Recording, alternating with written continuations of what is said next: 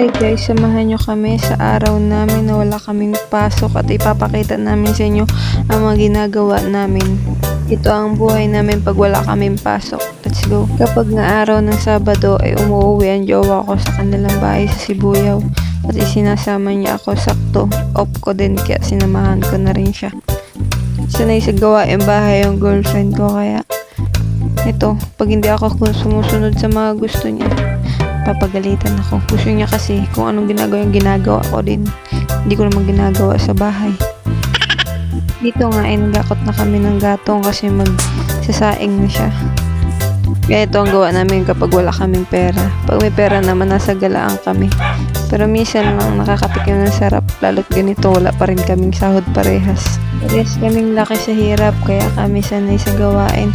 Ang pagkakaiba lang nga namin, siya laki sa bundok, ako sa tabing dagat. Kaya minsan, tinuturuan niya ako magbukid. Minsan, nagtatalok kami parehas. Minsan naman, sumasama kami sa paglukad. At pag nasa bahay siya sa Buena Vista, nagtitinda kami ng isda. Sumasalubong kami kay Papa. Dito nga ay bandang hapon na, alas 4 na, kaya ipagkakainan ng mga baboy. Puntahan nga namin yung baboyan nila para pakainin yung mga alaga nilang baboy. Medyo malayo-layo sa bahay, kaya ayun, lakad-lakad muna, dadaan pa kami ng sapa. Ito lang kagustuhan ko sa girlfriend ko. Mukha siyang mataray, mukha siyang maarte, pero the best yan sa gawaing bahay, lalo na pagkasibagan lang ang pag-uusapan. Diyos ko, paglalabang ko yan. At sa part nga nitong video to, tinatanggal niya na yung kabilang linya. Nililipat niya sa kabilang linya ng tubig para dun sa baboyan mapunta yung tubig para may panglinis kami.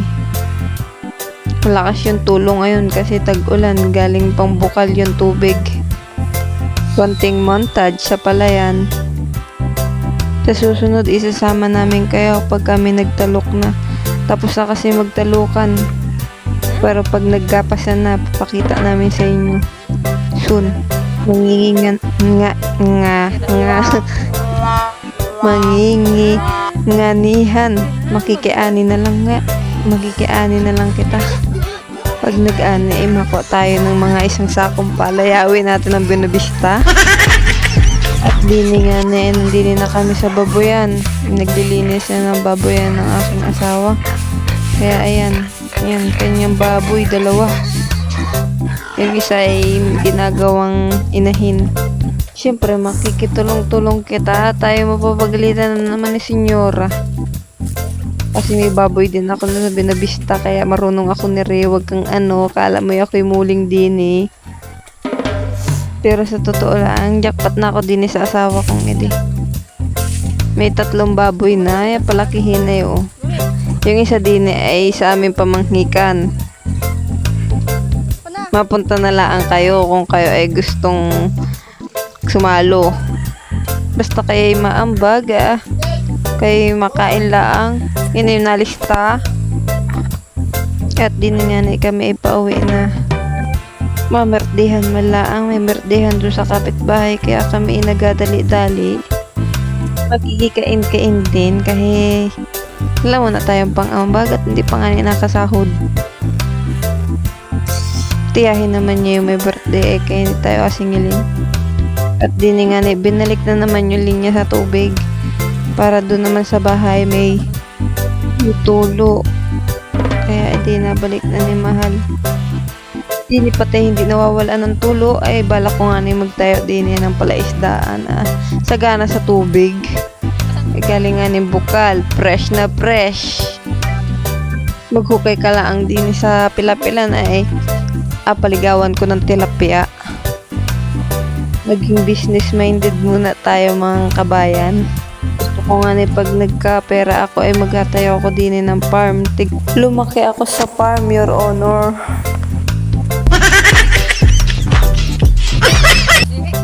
At dini sa Sibuyaw, at kahit ako'y tiga Buena Vista, hindi ako iba. Dini si mama ay dini lumaki, nandini buong angkan niya. At dini kami nga na ipauwi na. Gaintindi naman kami ay maligo muna at mapunta sa berdehan nga ni. Makain na lang dali-dali. pagkakain kami tigadawis, pagkakain kami maalis. At kami hanapin sa bahay. Di kami gapaalam kay nanay ay. Mamaya na. Balik na lang kami mamayang gabi. At ganito nga na ang gabi din eh. Nakikita ninyo ba gayan? Akala ninyo ay mausok. Hindi po yan usok, yan po ay fog. Minsan nga ni din ay Diyos ko, nagamoy pa ang bubong. Sobrang lamig. Buti na lang ako may katabi. Hindi ako nga ngaligkig.